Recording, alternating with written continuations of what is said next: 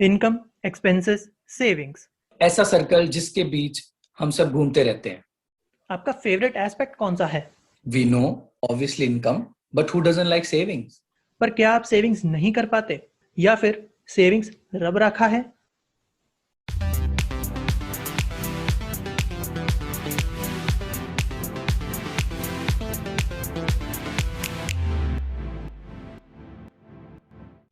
आपको पता तो चल गया होगा कि आज हम सेविंग्स का ज्ञान लेके आए हैं। तो वेलकम टू बचत की पाठशाला। सेविंग्स ना होने के काफी रीजन हो सकते हैं, बट सबसे कॉमन है सेव ना करना। करेक्ट, सेविंग्स को अपनी प्रायोरिटी नहीं बनाना। वॉरेन बफे का एक फेमस कोट है, and we approve of it. Do not save what is left after spending, but spend what is left after saving. मतलब expenses is equal to income minus savings. Savings के साथ कोई समझौता नहीं। आपका पहला सेविंग ब्रह्मास्त्र यही है। और अगर अपने पर्सनल फाइनेंसेस को लेकर आप जरा सा भी सीरियस हैं, तो this is the point you can't be wrong at. अगर सेविंग्स नहीं तो पर्सनल फाइनेंस नहीं। यही आपकी फाइनेंशियल बिल्डिंग का पिलर है।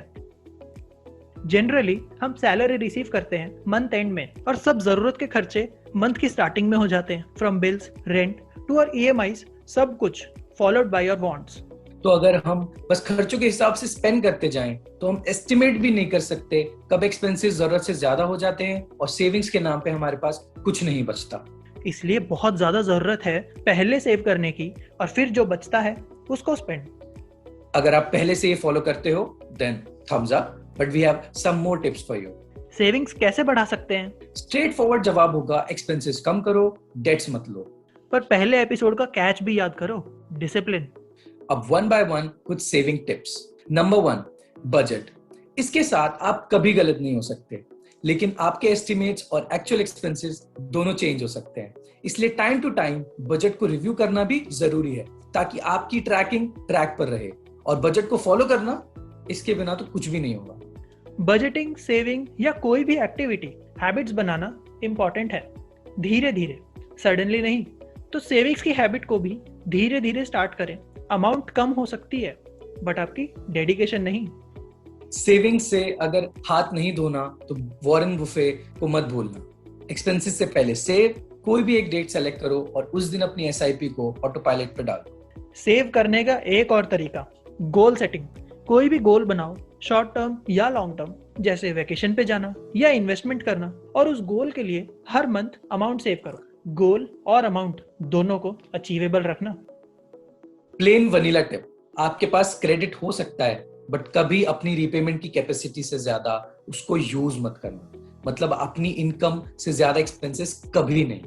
Impulses, mid of the month और आपने देखा मिंत्रा की सेल है, बट सैलरी तो खत्म, कोने में पड़ा क्रेडिट कार्ड याद आ गया, बस फिर क्या, ऑर्डर कंप्लीट। लेकिन अब नेक्स्ट मंथ की सेविंग्स तो क्रेडिट कार्ड के बिल पेमेंट में गॉन। तो अपने इम्पल्सेस को कंट्रोल करो, और रीपेमेंट कर पाओ उतना ही कार्ड को यूज करो। Cost per use, basically analyse करो अपनी परचेजेस को। आप उसको कितना यूटिलाइज कर पाओगे उस हिसाब से। फॉर एग्जाम्पल, आपने अप्रैल में हॉटस्टार का सब्सक्रिप्शन ले लिया आईपीएल देखने के लिए, जो चलेगा 2 महीने। तो आपने ईयरली पैक में सिर्फ इफेक्टिवली 2 महीने यूज किए। अनफॉर्चुनेटली इस बार आईपीएल भी कंप्लीट नहीं हो पाया। शायद इससे बेहतर होता आप डीटीएच कनेक्शन ले सकते थे।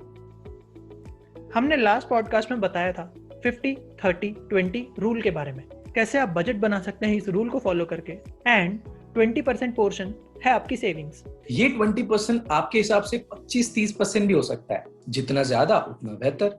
सपोज अभी के वर्क फ्रॉम होम सिचुएशन के हिसाब से आपके travelling expenses are 0, so right now you can save more. ये एक्स्ट्रा सेविंग्स से आप अपना इमरजेंसी फंड क्रिएट कर सकते हो। ये फंड आपको किसी भी टाइप की सिचुएशन में काफी काम आएगा। और लास्ट 1 साल से अब तक हमने देखा है कैसे दुनिया भर में पैंडेमिक की वजह से लोगों को कितना सफर करना पड़ा है। So emergency fund is a must. कोशिश ये करो जितना जल्दी आप सेविंग्स करना स्टार्ट कर सकते हो उतना जल्दी करो, क्योंकि ये पर्सनल फाइनेंस का सफर जितना जल्दी शुरू होगा उतना इजी होगा, और आपको उतना ही ज्यादा बेनिफिट मिलेगा। अब एक बेसिक वेल्थ ट्रेलर देख लो। ए एंड बी 2 इंडिविजुअल हैं, दोनों की एज 25 साल है। मंथली इनकम 30,000, एक्सपेंसेस अराउंड 20,000, जिसमें से ए सेव करता है 10,000 रुपए और इन्वेस्ट करता है 5,000। बी की वॉन्ट्स बहुत ज्यादा है, पार्टी पसंद है भाई को, तो वो कुछ खास सेव नहीं कर पाता। ए ने इन्वेस्ट किए 5,000 रुपए हर महीने 10 साल के लिए 10% इंटरेस्ट रेट के हिसाब से। तो टोटल उसने इन्वेस्ट किए 6 लाख रुपए। लेकिन 10 साल बाद उसकी इन्वेस्टमेंट वैल्यू थी 10,25,000। कंपाउंड इंटरेस्ट से हेलो। और इसके बाद उसने कोई इन्वेस्टमेंट भी नहीं की। फिर भी 20 साल बाद सेम इन्वेस्टमेंट की वैल्यू 28 लाख रुपए। Stronger compound interest. और 30 साल बाद जब वो 55 साल का था तो उस इन्वेस्टमेंट की वैल्यू हो गई 75 लाख रुपीस। आप अज्यूम कर सकते हो सिर्फ 5,000 रुपए पर मंथ और डिसिप्लिन के साथ। तो recipe for Fortune is compound interest. Assume करते हैं आपने सेविंग्स की अहमियत समझी और प्रोबेबली जल्दी स्टार्ट भी कर लोगे। तो क्या इस पैसे को किसी गुल्लक में या अपनी सेविंग्स बैंक में पड़े रहने दोगे? ऐसा बिल्कुल मत करना। हो सकता है आपने ऐसा ही अपने पेरेंट्स को करते हुए देखा होगा। सेविंग्स बहुत जरूरी है, but believe us, long term में सिर्फ इससे आपको कभी उस पैसे की एक्चुअल वैल्यू नहीं मिलेगी। एग्जाम्पल को ध्यान से समझो और सिर्फ 6 लाख रुपए क्या कर सकते हैं वो देखो। सिर्फ सेविंग्स से कुछ नहीं होगा, क्योंकि इन्फ्लेशन, और उसको जानने के लिए ज्यादा इंतजार नहीं करना पड़ेगा। तब तक बजट फॉलो करो और इस पॉडकास्ट को शेयर करो। अपने फ्रेंड्स एंड फैमिली को भी मनी वाइज बनाओ। थैंक यू हमारी पॉडकास्ट को सुनने के लिए। हम आपको फाइनेंशियल गाइडेंस देना चाहते हैं ताकि आप कॉमन मनी मिस्टेक्स ना करें और अपने फाइनेंस रिलेटेड डिसीजंस को सोच समझ कर लें।